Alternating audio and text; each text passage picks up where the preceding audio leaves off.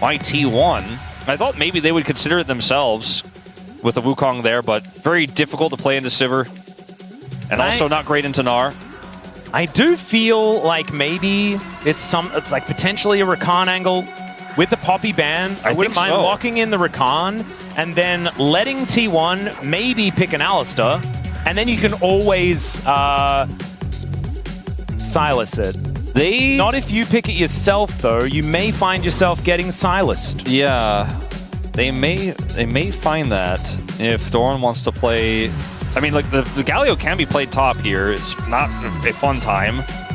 Silas is insane value here into both the Alistar and the Gnar. I think this may have been a big misstep here from DPLUS. I mean, Oner's already played the Silas jungle as well. That's another good point, yeah. So he could be just taking that one once again.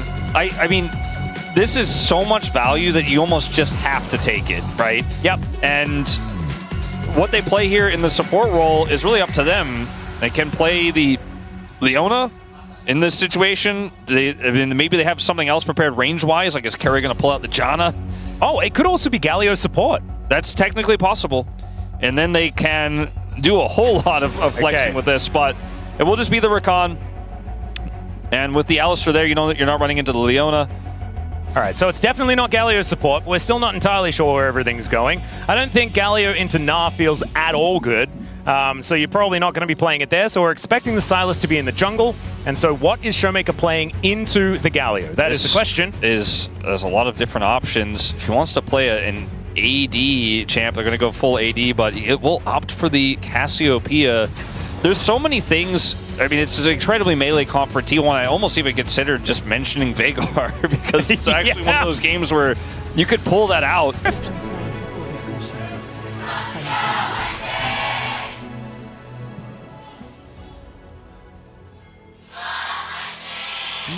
All right, so the reason I like the top lane Silas a lot less is you couldn't be further away from the Alistar, which is what you're really wanting to be doing. Obviously, when you hit level 6, you have more access to your ultimate than your enemy does, which is kind of funny.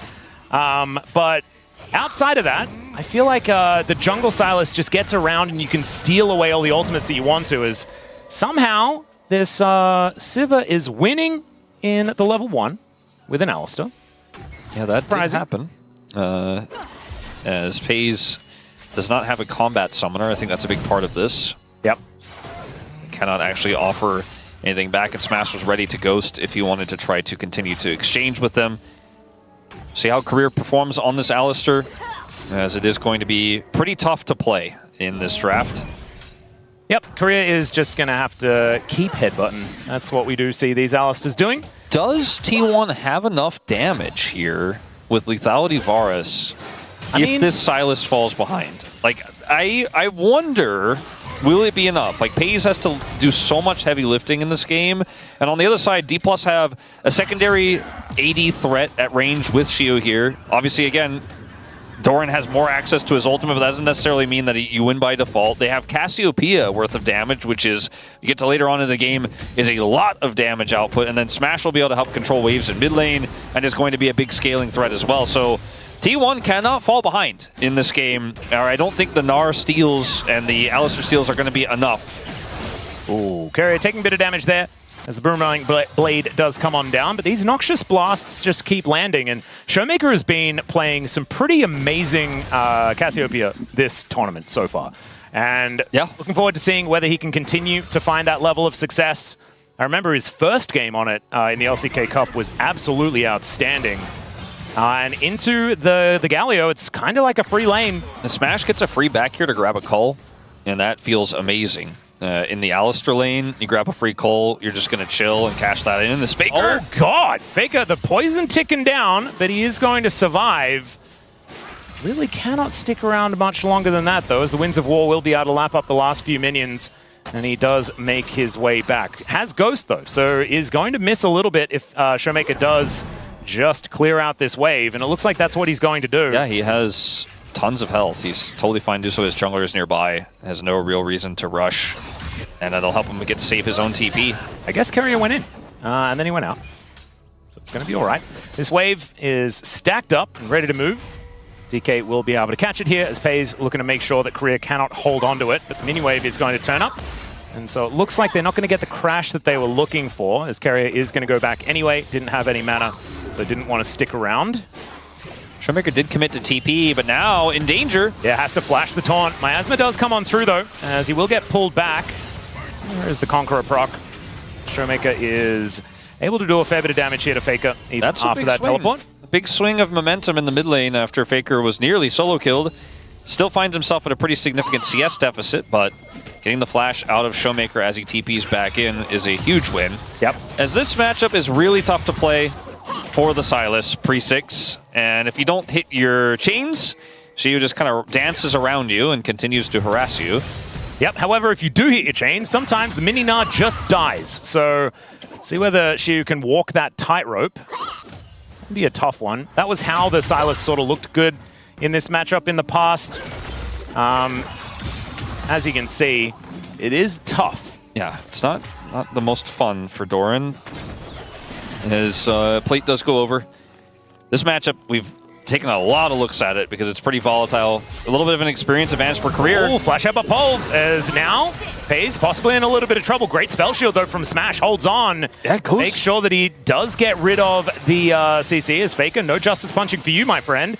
As Showmaker looking for a little bit of an angle. Does he have another Noxious Blast? The answer is it doesn't matter because there's no vision. Does get a control ward down. Faker played around that vision really well. He was like, you don't know where my Zahin is. I have a control ward here, so you can chase me through that brush if you want. Now the Zahin's going to show up. Yeah, there's a Petrifying Gaze, though, as Faker, he might just die as Showmaker doesn't have his flash. And Oner tries to make his way over. Another poison comes on through as Faker walks up, flashes away. And Oner should be able to finish this one off. Showmaker, though, does have to get the flash out for Oner to be able to pick up that kill. Man, that was close as now Lucid looking for a little bit of an angle here as he gets over the wall, flashes on forward. Can he get the Oner? The answer's no! Too many knockups, and they outplay the monkey! Lucid's face, Atlas! Oh, the ankles were broken! Oh, that is absolutely heartbreaking.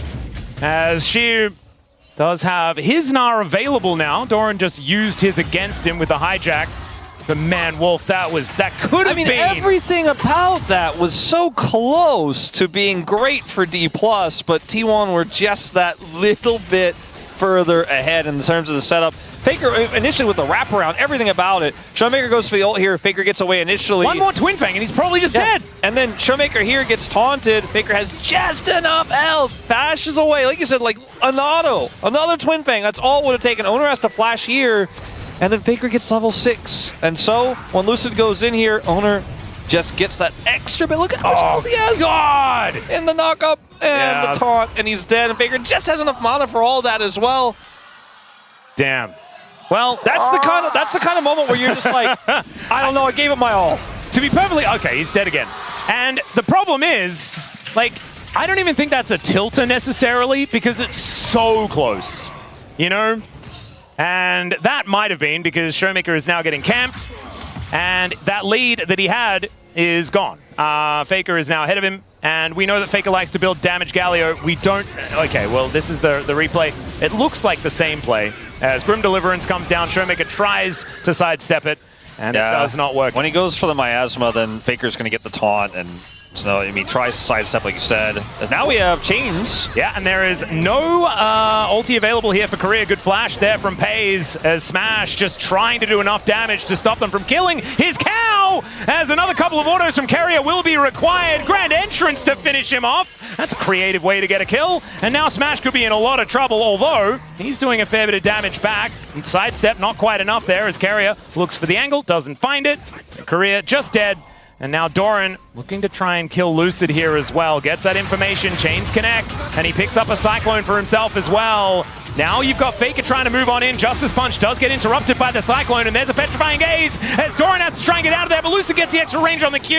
And now Faker looking to try and turn this. Oner gets the pullback. My God, Oner Zahin is pretty ridiculous. Yeah, he's been putting the hours in for sure. Oh, yes. I'm watching this game. That's why he's like, wow. No, you take this Sylas away. I hate this champion. Give me my Zahin. You can play it, Doran. That was pretty impressive stuff. He has had an incredible game here so far, as we're going to see the TP back to lane from Keria. Yep. FaZe will have his in a moment. Pulverized. So he can actually, well, he looked like he was going to back. He's actually instead going to try to kill Keria. And look at how little interest Smash has at fighting this, as he does just walk away. And Faker moves back to the lane. So, about an 800 gold advantage here for T1. I think the mental warfare battle, T1 are so far ahead. It's tempo kind of vibes ridiculous. Are definitely red in this game.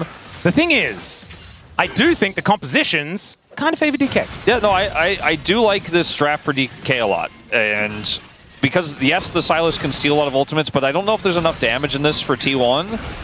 And there's oodles of damage for DPLUS, Peel for days. And this Gnar is significantly ahead of the Sylas. Surprise, surprise, because this matchup is incredibly difficult to play out for Sylas without jungle attention. There is some jungle attention coming, though. Yeah, now there is jungle attention. Nice little hop does come on through. Sidestep, doesn't get pulled back. She's slick with it right now.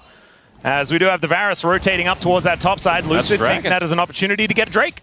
And that's a big rotation up of FaZe, who doesn't have his role quest completed just yet. Yeah, the rotation up, like they did that in the BNK series as well, and it meant that FaZe was incredibly far behind on the quest. Yeah, also FaZe in the game where they made the rotation up in game 1, he had his role quest completed. He does not have it here just yet, so this could backfire in a big way.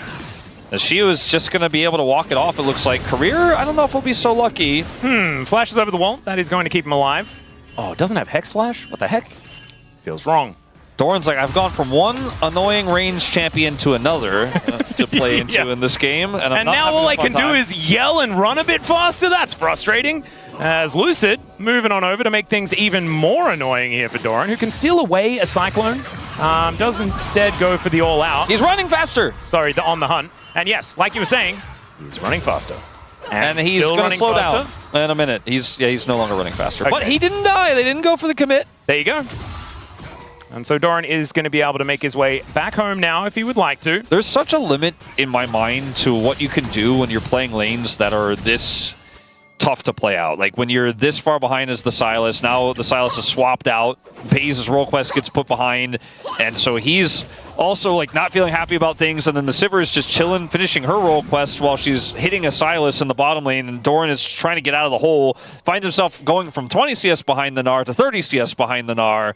And yes, there are gold leads here for T1 from the early game plays from Oner, but I wonder how they hold on to those to get this Varus through the mid game as he's got his Ghost Blade ready, right? He's going to look for his transformation in the mid game, hit that 2-item spike on this lethality champion.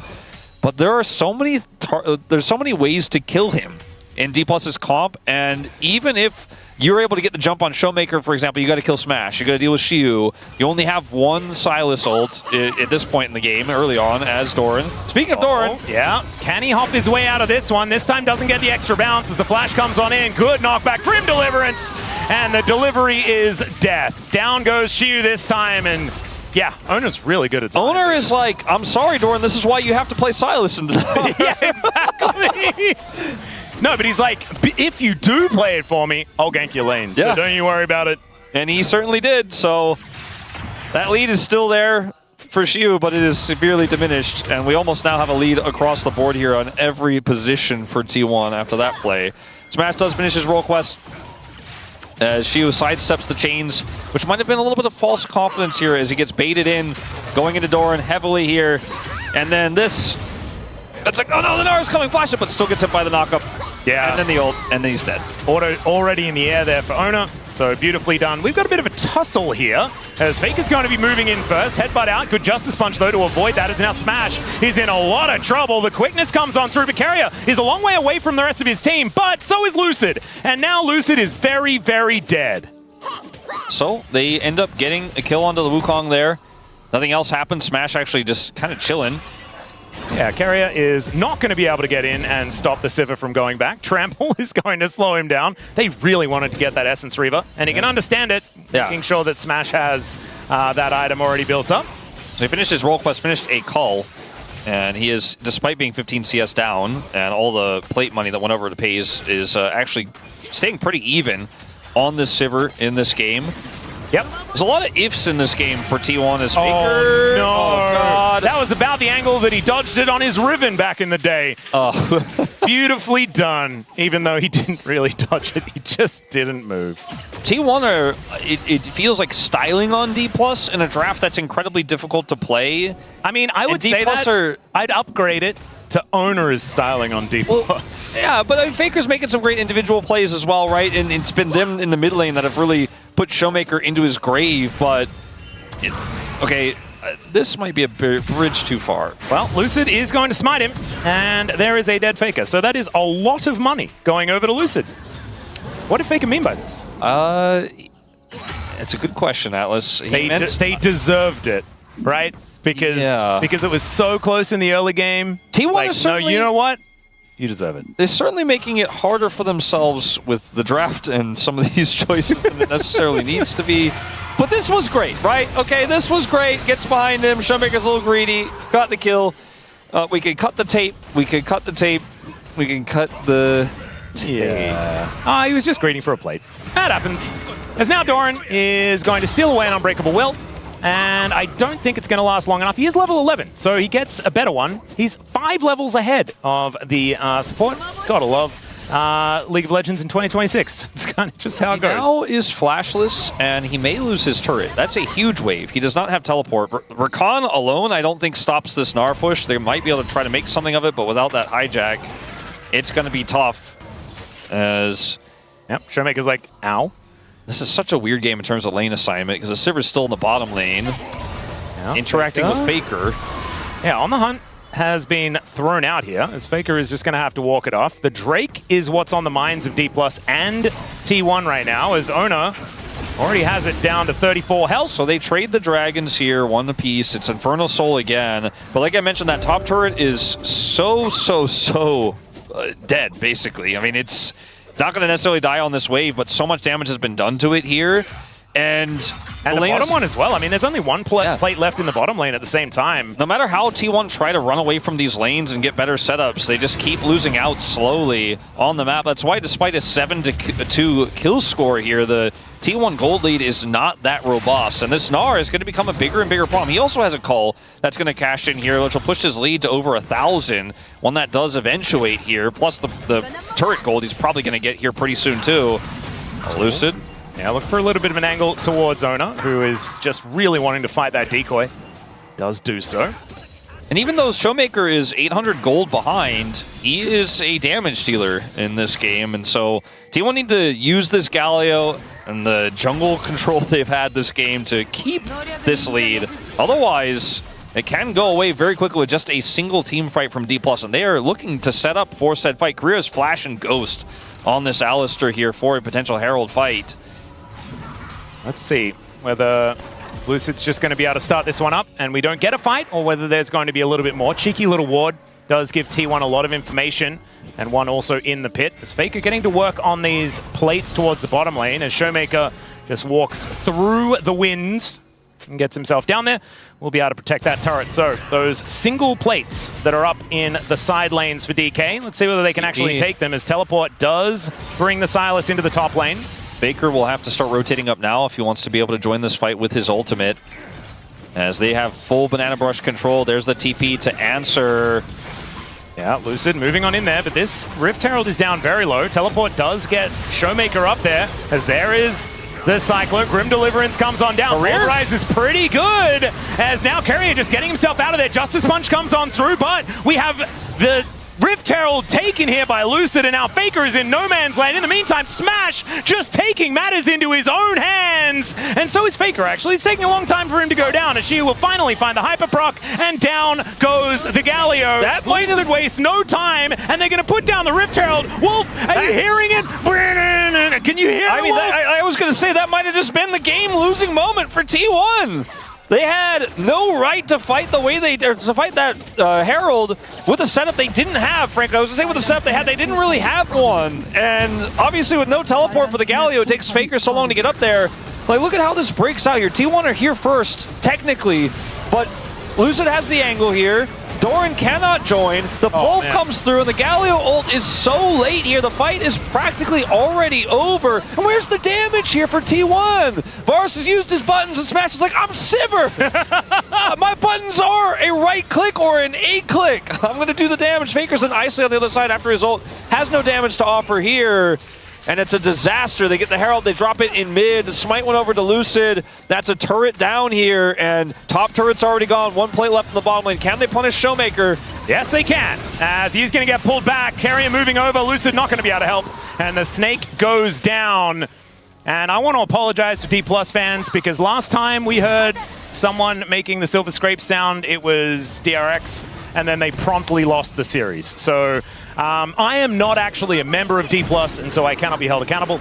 As Smash is going to just throw some Beyblades, and will otherwise not find too much onto Keria, who is able to battle dance his way out. I thought perhaps instead of trying to chase the Rakan, they might have looked for the Galio in the bottom lane. But instead, not going to happen. As Shio is like, I am better Gnar, actually. Yeah, just throws a house at Doran. He has an Executioner's Calling, which is insane high value, into the Kingslayer. As Smash is just like, if they eventually don't come and defend this, I guess I'll just win the game. Yeah. And this is the problem here for T1. It's not that they didn't have a lead or anything like that, but it's if you lose one fight and you lose map control with these ranged champions into your heavily melee composition, you're going to have a bad time. You're going to have big problems.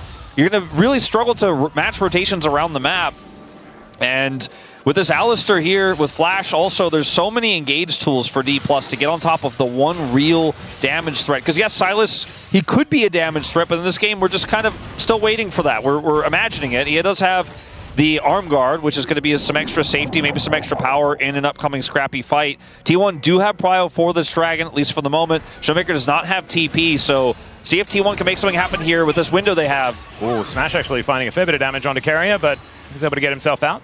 Looks like the answer is position pretty strong. Looks like the answer, Atlas, is no. If they were going to try to make something happen, they've just conceded control. Doran doesn't have TP, so they may just try to slow this down and get a topside turret. And Showmaker just completed his Seraphs as well, so he's pretty strong with these two items pretty stacked up. 7 stacks on the Rod of Ages. And so this Dragon DP should be going over to DK, as there is, like you say, the teleport coming on forward. Can they find a team fight, though, as Grim Deliverance kind of avoided here by DK? But the quickness is so good. Smash does avoid it, though. There is a decent Petrifying Gaze as the Cyclone's there from Lucid. Decoy buys a lot of space as Showmaker does not make it out. Finally, Keria does fall down, as that is Sivir falling as well, and it's T1's turn to win a team fight. Yeah, T1 only lose Keria here, and they will be able to take out this mid turret. Dragon going over to DPLUS in the meanwhile, but the gold here feels really nice to pick up for T1. As Maze? Yeah, guess what's on the map. Fine. Yeah, Keria is here. When there's Keria and Keria in the game, it does make my brain kind of hurt. But Keria was there, and that meant that she was not under too much threat. That flank from Doran pays off, and it was at a pretty heavy cost, right? Like, he is otherwise just trying to get that top turret in exchange here, but he is able to get into the backline. Keria's charm is massive, and then Doran in backline here with Faker on top as well means Lucid is completely out of the fight. Keria is collapsed on the other side by Shio, but he is just not really in this fight. You'll take that trade any day of the week. The damage threat's now down for DPLUS, and it's an easy follow-up for T1. They'll take that mid turret in turn, and the gold has basically reset to 0 now. Yeah. So the only real thing the DK got was that Dragon. Definitely a big boon. But T1 do let us know that they are absolutely not out of it yet. Shiu here towards his bottom side will actually be an absolute menace in side lanes on this Gnar, as does already have his Trinity Force done, but building towards the next few items will mean that these turrets are just going to kind of melt. Faker does have, with the lead that he has, he does kind of do damage, right? He has a Riftmaker. Yeah. He is not just straight up no damage Galio. Damage throughput is pretty low, but he does offer a lot in these scrappy fights if Doran gets even a little bit of CC, right? With a Gnar that's stolen away. If Keria gets another charm like that, Faker's damage, the follow-up is actually pretty strong. And so that is something to consider with this draft, especially with the tier 3 boots that he has in his inventory. And this Zahin is like actually so huge in this game. Yeah. All right. Smash just asking Keria to be careful. And Keria probably should have listened. It's a fair bit of damage that he's starting to do here. Does have 2.5 items now complete.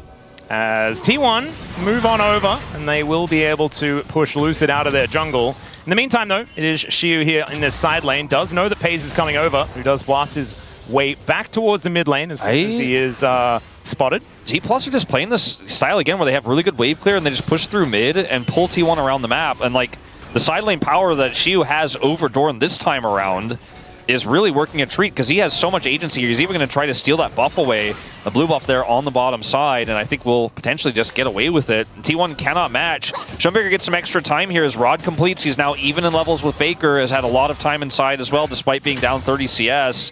He is eventually going to farm up and be a damage threat later. I feel like DPLUS have really figured out how to, in these awkward positions in the game where T1 wins a fight, gets a little bit of punch back, reset, get back control of the map. It's often just straight up push through mid and respond in sides and make sure that T1 have to wrap around and have a numbers advantage. Then you back away, you get vision, you kind of rinse and repeat. We saw it in the last game work really well here. And T1 still have a gold lead. Faker is still 2,000 gold ahead. But so is Xiu, so there's some paperweights on both sides. Yeah, and that's why everything is still very, very even, as Miasma, very annoying for Keria. So it doesn't matter how far behind Showmaker is, he will have value in this game. As Lucid looking to try and turn this, and Smash is there, On the Hunt is popped, and Oner has to Grim deliver himself away from the situation. That his ulti's traded, but you'd probably say that it was a bit of a trade up there for DK as she buys some space in the side lane and just gnaws away Doran because you may as well. When you have trades that win like that and Oner doesn't have his ult anymore, you're like, well, we got the range champions. You guys really don't, so I'm going to start putting deep vision into your jungle. I'm going to let this Sivir rip through another wave in the mid lane. I'm going to let this Gnar push. Well, chains are not going to connect, but the Gnar does. Xiu does have a blast cone as well, and so he can use that to get himself out of there. Sorry, Valdez. The disengage cone is just perfect. But the one thing I wanted to say, Wolf, is that it's T1, and this comp has no Baron damage. It's just kind of abysmal really, at doing exactly what T1 wants to do every game. It really doesn't. And you could see that, yes, they were able to get Xiu's flash there, and he blast cones away, but that meant that Showmaker got an extra wave on the top side, right? Like, there's a push and pull to how DPLUS play through this Sivir in the mid lane. Sivir now on 3 items, going to have much more damage output, much more consistent damage output than the Varus in fights, especially in the melees, where the ricochet value is going to be insanely high. Yeah. I favor the position here of DPLUS right now, especially because it's now Soul Point that's on the cards for them. They're going to get a TP out of Doran here, and T1 have to rush over, and the timing is pretty thin. Well, there's a Gnar onto Keria, as Mega Gnar timing here pretty good for Xiu, but they're unable to actually finish him off. The Drake, though, it does go down as Doran gets the Unbreakable Will, but misses every other button, and now Keria is just being annoying where he can. He is going to die, but can the rest of them get out? That is the question. As Xiu, maybe the answer is no. As Showmaker trying to offer some damage back, the chains go wide, but Oner finds his, and Xiu is just going to fall. Steric's not enough, and so it is 2 in trade for Soul Point. So T1 get the gold lead again, but DPLUS get the permanent stats, and they also now have the threat of an Infernal Soul. And if this comp was a comp that could do Baron, you wouldn't be talking about the gold, you'd be talking about the dead top laner and how a Baron could be possible. It's really tricky to pull this off as T1, but Xiu also does not have teleport, so even though he's going to be up in 30 seconds here, even if DPLUS slow this down, he can't get here without walking, and T1 are going to make that call. It's a tough one, but if they pilot this well, got the Alistar ult in tow.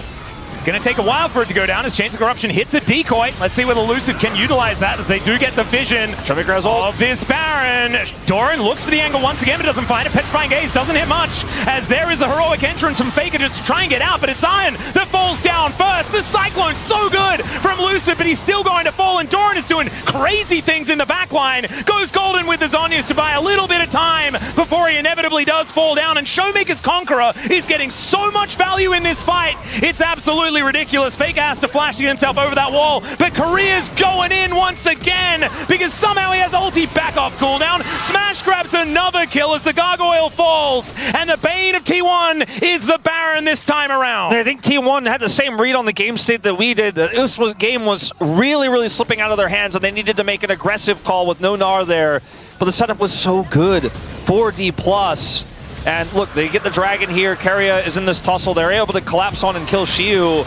But the question is it all worth it here with how much is gained on this Dragon? I think T1 decided it's not enough for us. I want to go for Baron after this. Showmaker tries to peel here, does a lot of damage, right? But there's nothing they can do. Shiu is going to go down without flash in this scenario in every single case. But what happens next here is, look where Showmaker is. He has ult, he has flash, he could be such a big threat. They have to somehow zone him away. As in live, we are seeing DPLUS group here, but look, they want to try to zone Showmaker away. He flashes here, gets the ult onto Keria, but it's the front line here of DPLUS that keeps Smash so relevant, and the Cyclone from Lucid is so high value as Bees can't rejoin the fight. And did he cut down Oner in the sky as he was ulting out? It was kind of insane. And Showmaker, you mentioned the Conqueror value. There's just not any damage anymore once this Varus is gone, whereas Smash and Showmaker are laughing all the way to the bank. Career makes the call to go in knowing there is just not going to be enough to trade and push them back. So DPLUS end up winning a huge fight here post-Dragon. They're on Infernal Soul Point. That next Dragon spawns in 2 minutes. Smash has the IE. Oh god. And this gold lead here for DPLUS, again, it's small, but comp-wise, I really still favor them. GA's now done for Lucid. Yeah, and if you're looking down the line at champions that are better later on in the game, Alistar pretty high up there. The Sivir pretty high up there. Wukong, massive value. Gnar in side lanes, especially with good Gnar control, can join team fights and also be fantastic. He's almost got towards that wit's end at the same time. And that'll mean that even into a Galio or a Sylas, he is very happy in those side lanes. So I do think that as this game goes on, it's going to get harder and harder for T1 with the amount of DPS that DK represent. And like you were saying this whole time, T1 have a melee composition. They're into a Cassiopeia who and also a ricocheting level 16 Sivir that has 4 items. An IE completed. Very scary, very terrifying. And they actually do have the Baron damage, in fact. And now they also have map control. So you have to play around the fact that DPLUS could do a Baron really quickly. And you don't have vision around that. They could also do a Dragon very quickly, then have Infernal Soul permanently for the rest of the game. They have a turret lead over you as well. And with this Gnar inside controlling Doran, is up a whole level right now. Your angles are pretty weak here. And T1 had a lot of control in the previous game. They lost it, right, from DPLUS's really good macro. But DPLUS have just gotten, now with this game, so hunkered down in control that T1's rotations to get Baron vision, to get even that one control ward that they have there in the Baron pit means, look at DPLUS, are like, cool, Dragon spawning in 20 seconds. You spend everything to get that one ward in there, but there's the other problem on the other side. And your Gnar problem is not going away. And the thing that I love about this is it's completely against what I was saying at the beginning of this series. Yeah. Which was DK have been known to kind of give up, to kind of feel like they've fallen out of the series, but they are not afraid to keep trying no matter how close to the wall they get. And here in this game number 4, they're looking to try and bring us to 5. This is their sole point as they're looking to catch Faker in this mid lane. Heba Pulp to interrupt the taunt, and down he will go. He does go golden, buys a little bit of time, but Smash has delivered another kill. They'll crash the wave as well as be able to take another Infernal Soul this game. That was a huge moment, and I think a big turning point in this. As DK, 2,000 gold lead in Infernal Soul, that is massive advantages. How much of a momentum swing could you really, like to look at the series, especially with everything you've been saying about DPLUS, which I think most people, especially DPLUS fans, will accept to be true, is that momentum is so important for this team. To go down 0-2 against T1 after getting 3-0 against them last time, and to bounce back, win Game 3, stomp the control of the mid-game here in Game 4. Again, it's not over, but they have Infernal Soul in their pocket again here. To have this big momentum swing, potentially to be able to set up the reverse sweep, is kind of insane.